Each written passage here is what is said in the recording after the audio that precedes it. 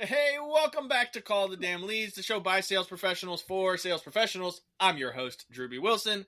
With more than 2 decades in sales, I've seen it, been through it, heard about it.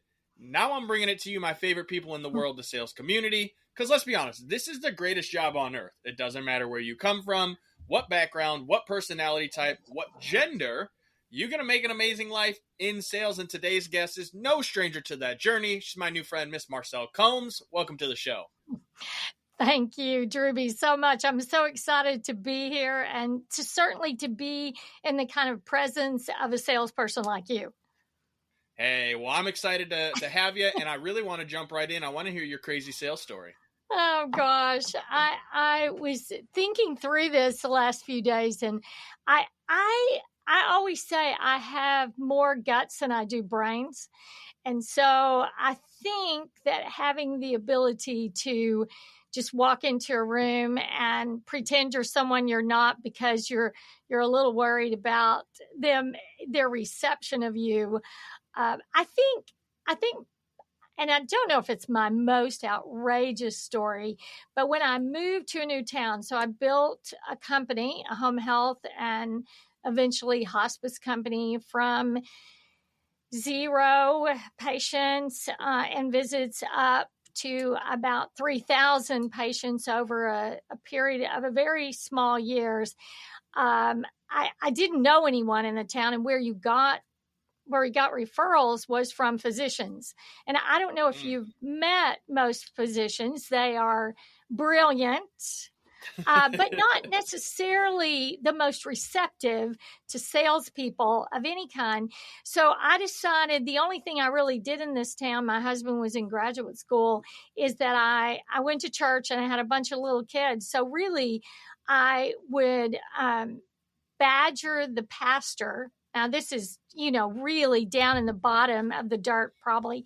I would badger the pastor to tell me any physician that was in the church, because I thought, well, I go to church and he goes to church. And so therefore, surely they've got to get with me. I literally had to go to his office, I think 10 times. And only after 5 times did I even get past the first receptionist. And I really finally just took a big basket of food thinking this would get me in. Little did I know that the week before, another vendor had brought in food and they had all gotten food poisoning from it. So therefore, let's just say I didn't get past the nurse there.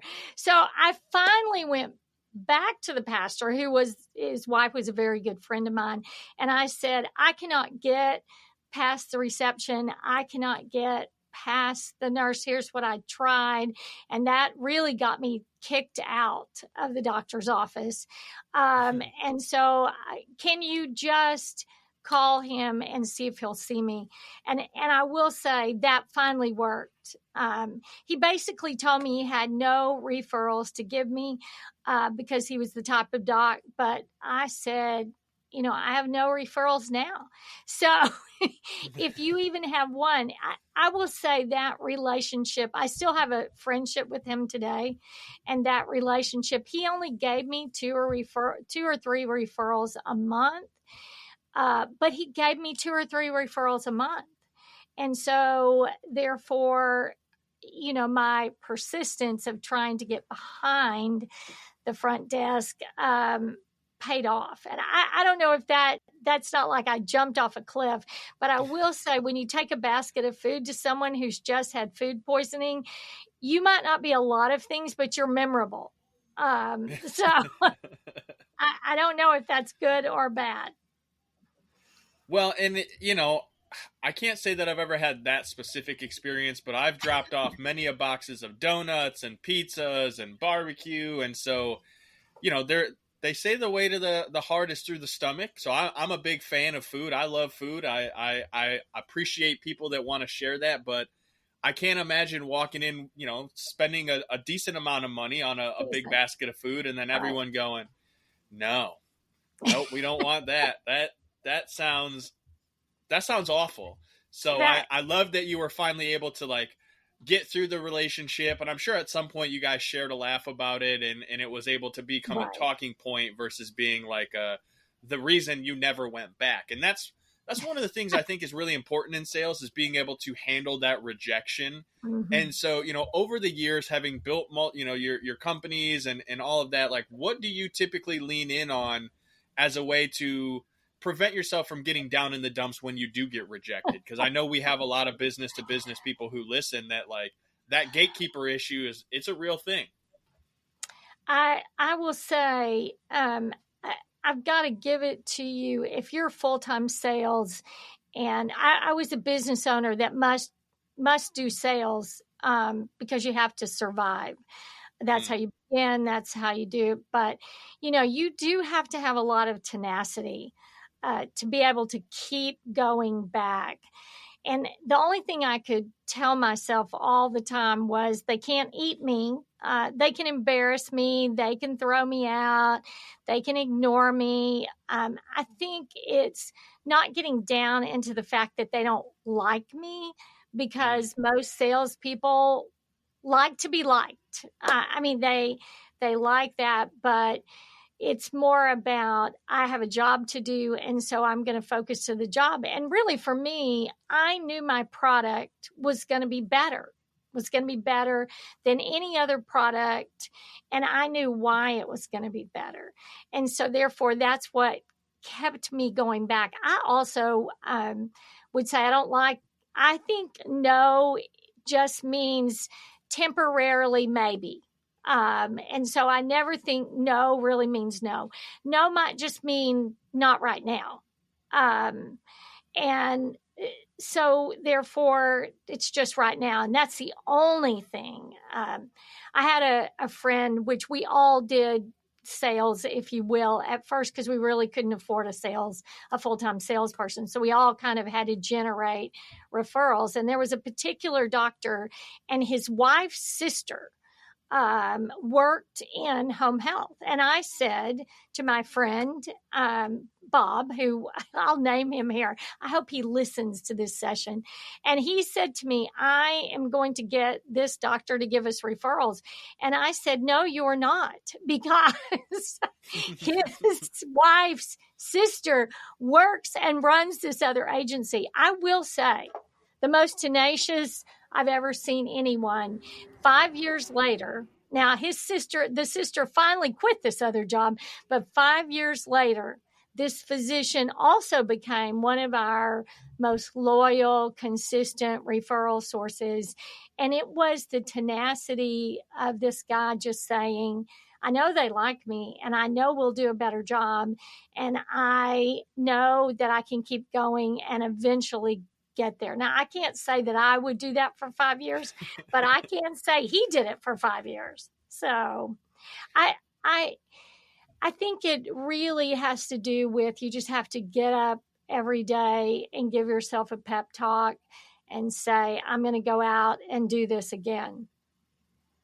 Yeah, I love that. And I love that story, because I'm a firm believer that the FU money, it comes from follow up. And I have a very similar story. When I used to sell insurance, we got a lead at the training program that I went to before we even started the whole company. And I followed up with that fella for forever. And the first call, I remember I talked to him. It was a really great call. And then he's like, cool, call me on Tuesday. And I called on Tuesday. And he was like, all right, call me next Wednesday. And we did this back and forth dance for 3.5 years.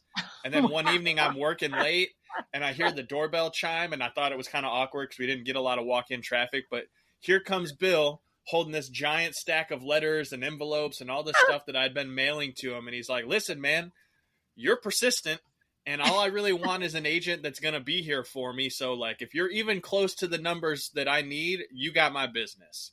And great.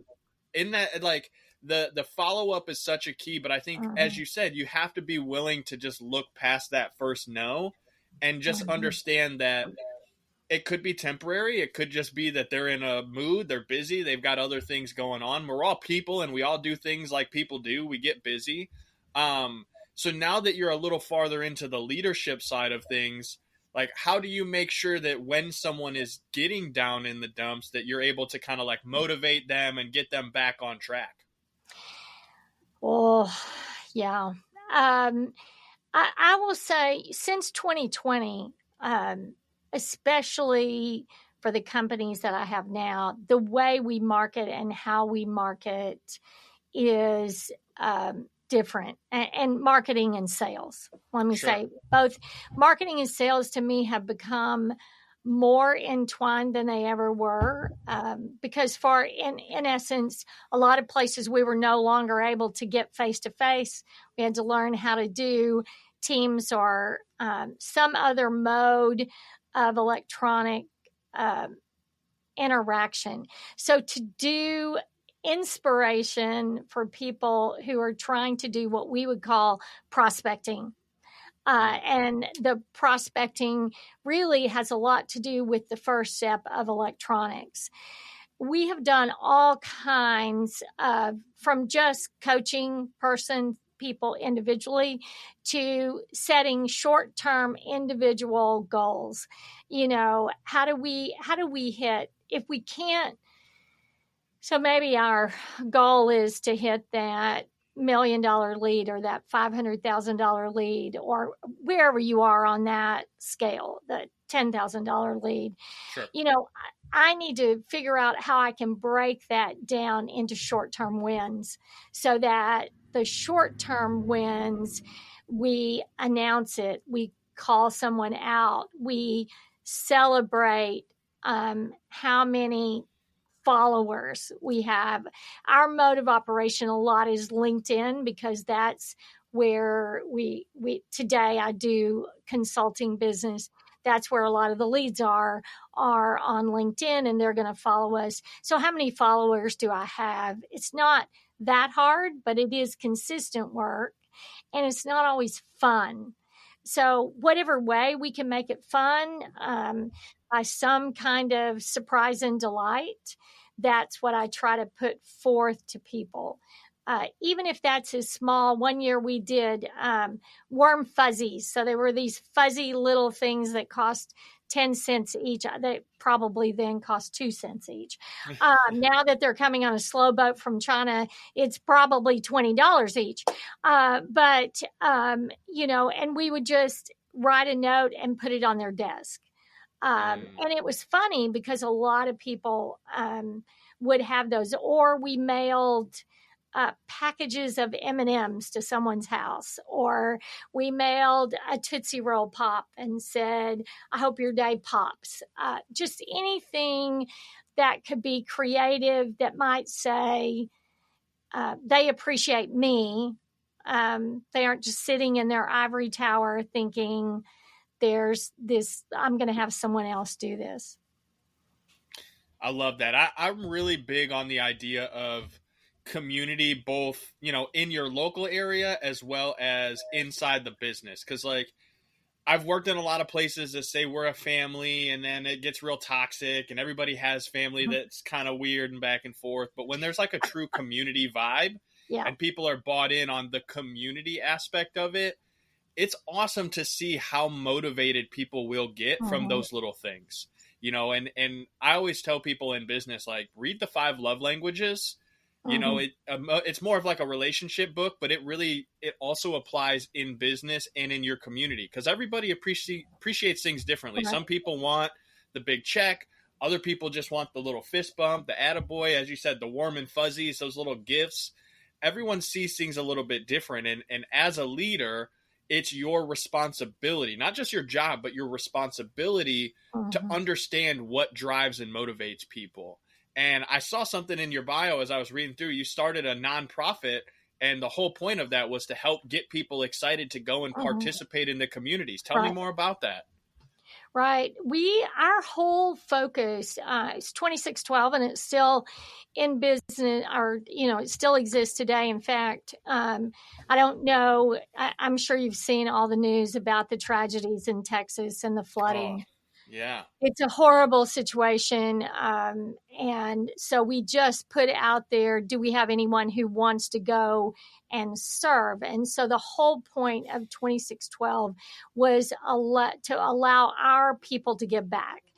And, in the past, we have done, like, I spent 9 different years helping in Belize, help them educate and set up the standards for hospice for the country. They ended up taking them to the Ministry of Health and enacted them. But it's also locally. So we always partner with another nonprofit of some kind. And usually in our work in disasters, it's generally Samaritan's Purse, because they have a big machine.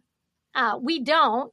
We have a small machine. And so I think we're going to send 3 or 5 people, depending upon schedules and when they need us, to go and join part of their teams. And they'll actually do some of the work, some of the cleanup. It's mainly manual type labor when it's Samaritan Purse. When I volunteered there, they gave me the wheelbarrow because obviously I don't have any other technical skills.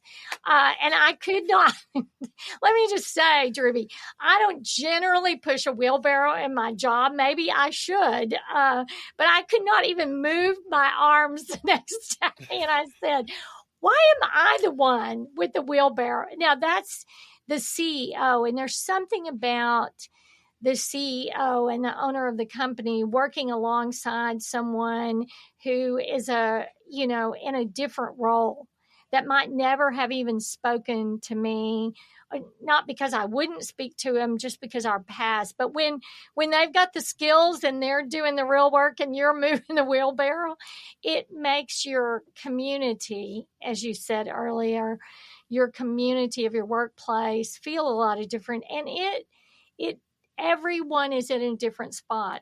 And the way we set up 2612, the employees can give a certain percentage of their salary, and then kind of like some of the other big nonprofits, we match PTO with that.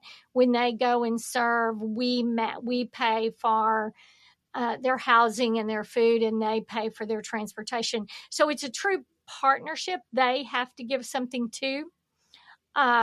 And we match their PTO to go and take that.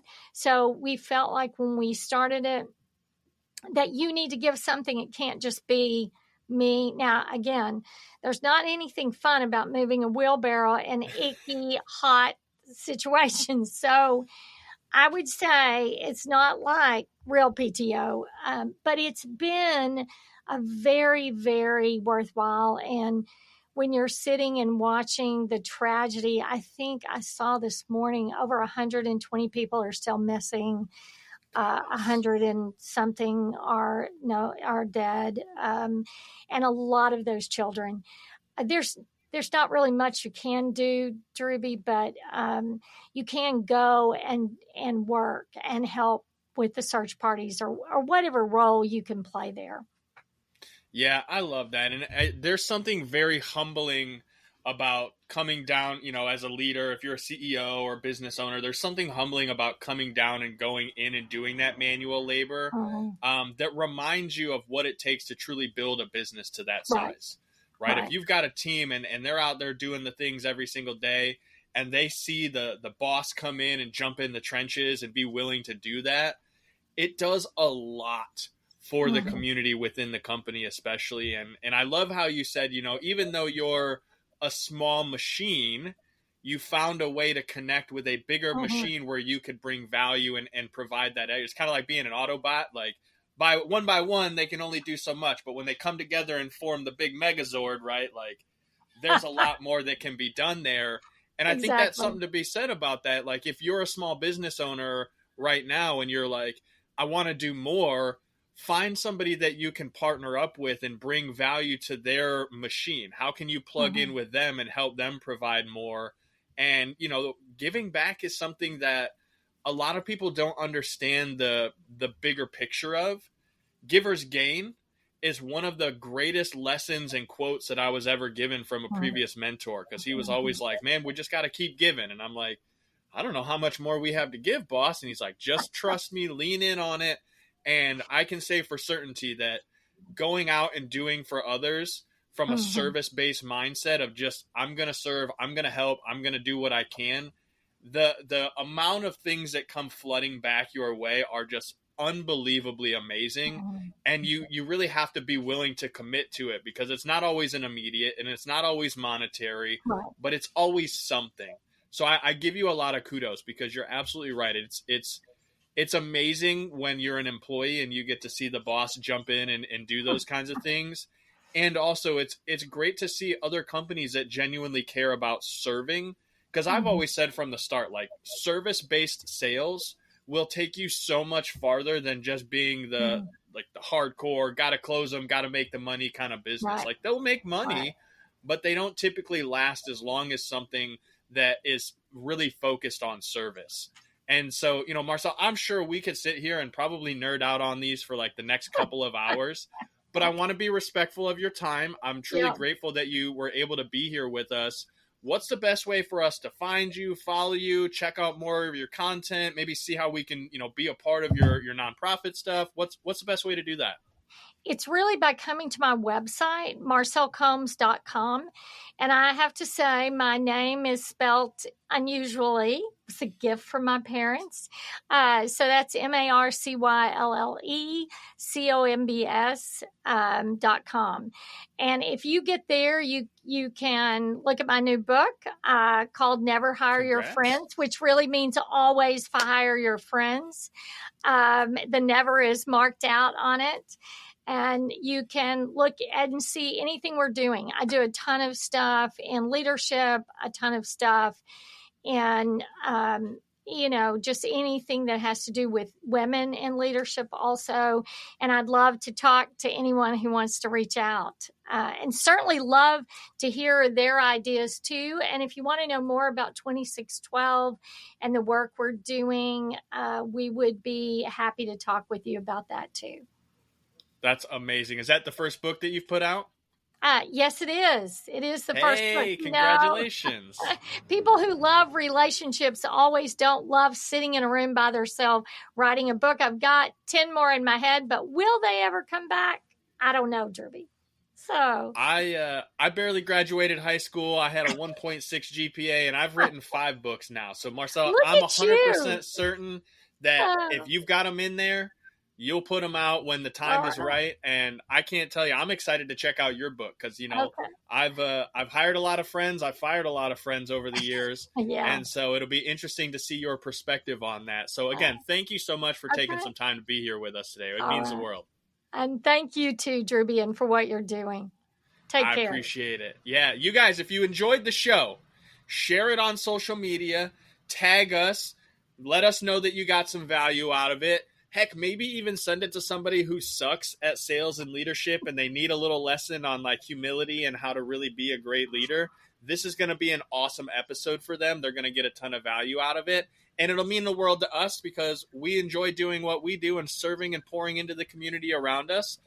If you have a crazy sales story of your own, be on the show. Come and join us. Head over to callthedamnleads.com/podcast. Send us your details. Let's get you booked on. Let's put your story out there, because if you're doing amazing things in your community, just like my new friend Marcylle, people need to hear about it, and this show's a great place to put that story out. We'll see you guys on the next one. You know what to do. Go call the damn leads.